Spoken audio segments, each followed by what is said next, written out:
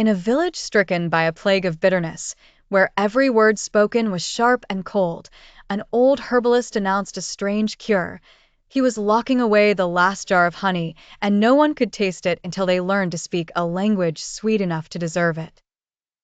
The village of Alsequin, nestled in a once fertile valley, was dying. It was not a plague of the body, but of the tongue. A creeping bitterness had taken root in the hearts of its people. Neighbors bickered over property lines that had been respected for generations. Friendships shattered over minor slights. The marketplace, once a symphony of cheerful haggling, was now a tense, silent space of hurried transactions and suspicious glares.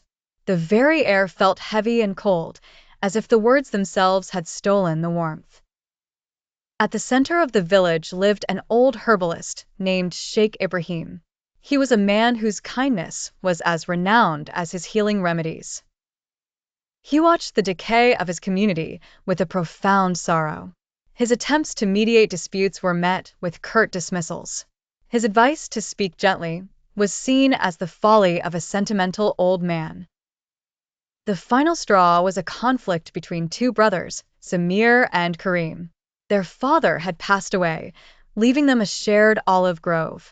Instead of working it together, they spent their days arguing over every fallen branch and every jar of oil produced.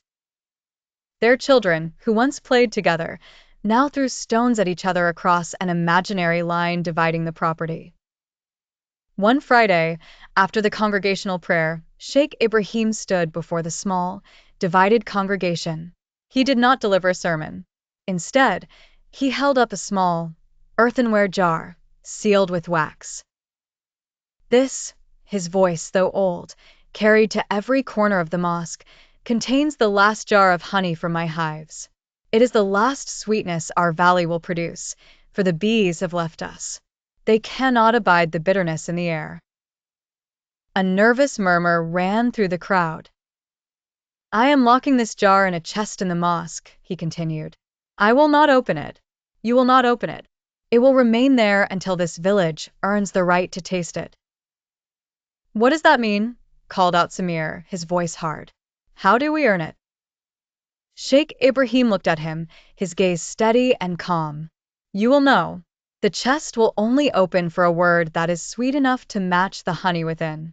A word of true kindness, spoken not to me, but to one another. Until then, let this locked chest be a reminder of the sweetness we have lost. The villagers were skeptical.